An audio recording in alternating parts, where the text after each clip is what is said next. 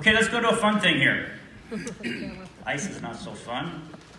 I really wanted to take pictures, but I didn't have a camera. And I was stuck in Anchorage, as often we are, on weather, so I went to this kiosk and I bought the most expensive little Canon camera they had. It was $150. Just this tiny little thing. And it was like somebody lit a fire under me. I went out into the Aleutians and I took 10,000 pictures in 2 months with this thing. I wore it out, okay? I have been accused of, having trained eagles and having them pose and all this sort of thing. It's just not the truth. Trawlers are perfect eagle spots because they come down to get the fish out of our nets, the chunks of fish. They ignore crab boats. They won't really have anything to do with them. So I just really got into photographing these guys. I would walk up as just, as steady as I could and kind of duck, make sure they didn't get me. This is what it's like when you wake up in the morning at the dock and they're all just hanging out because there's no new fish in town. They're just hanging out and look down below. They're down there on the right. It's like the Super Bowl. And they're all different. I'll show you that in a minute here. Okay, now I have something I'm going to mail this in to Homeland Security. Okay? This is a money saver, let me tell you. That's a new joke. Yeah. I think with very little training, we could get them to spread out. They got eyes like eagles. They can fly better than any drone, and they only eat fish, man. Bring in a truckload of fish. It would be off, maybe between Canada and Alaska. I don't know. Okay, when you photograph any subject, you get to know it a little better. And I started to realize these eagles are using body language on me. Serious body language, right? So they never, ever take their pupils off of you. See how his pupils are like cut in half by his eyebrows? But he's got it. And he's got his head all flared up. And he's basically telling me, okay, that's far enough. Don't come any closer. So 30 seconds later, now he's getting a little puzzled. This guy's not leaving. He's not intimidated by my moves. All right?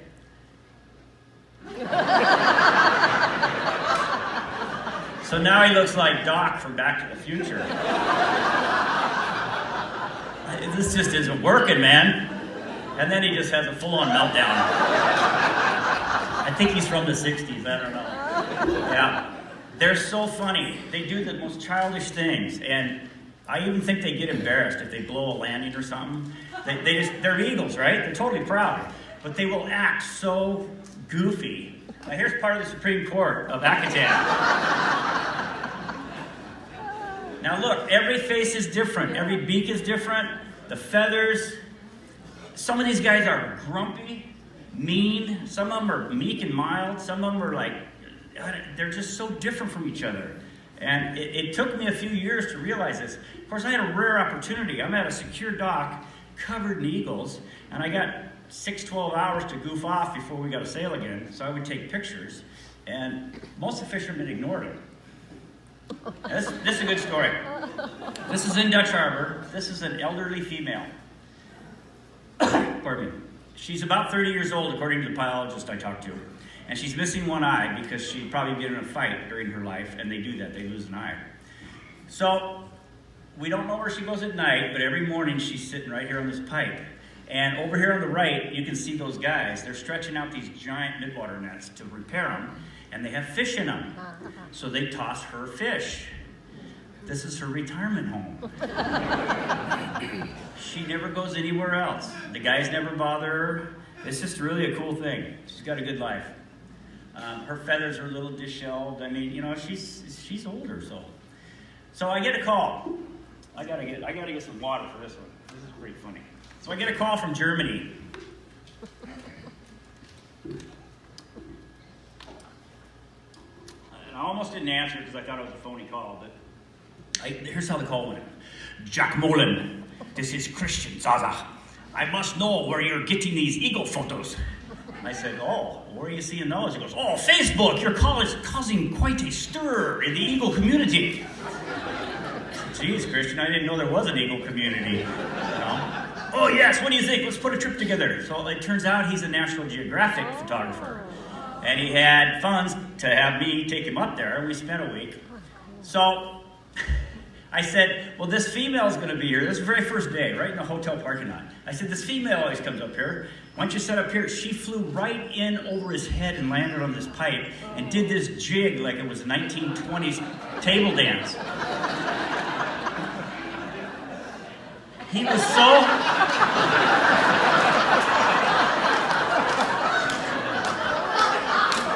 Christian was so flabbergasted.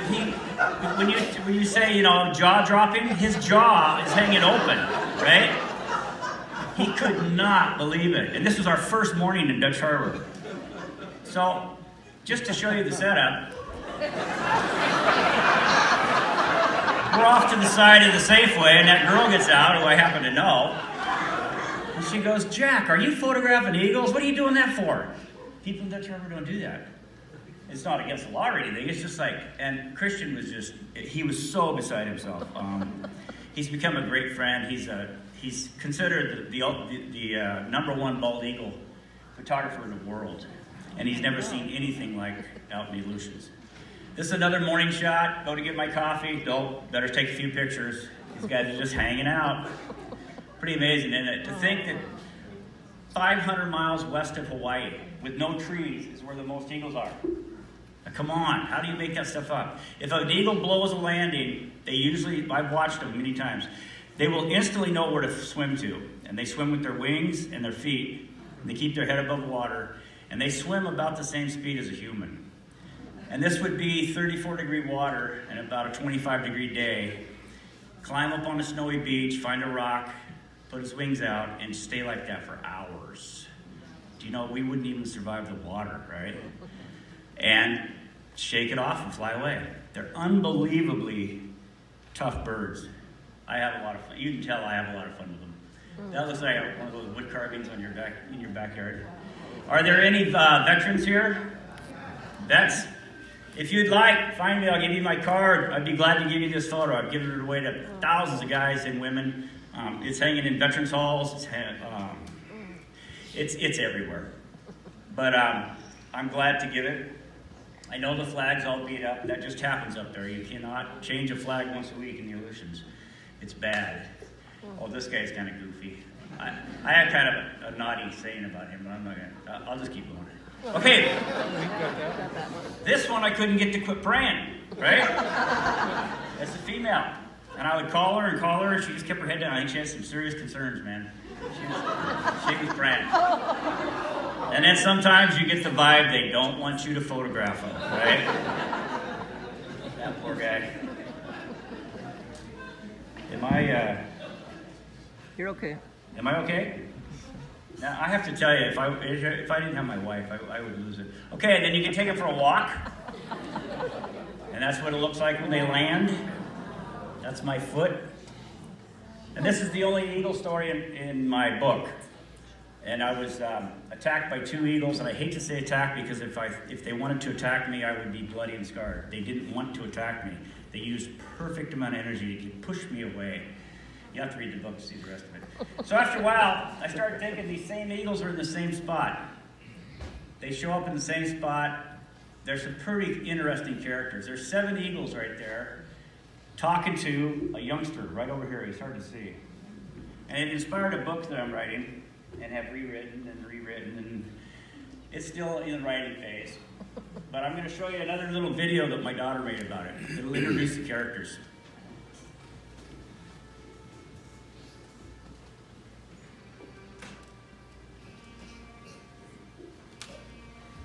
Can they turn the music up? I have no control over it.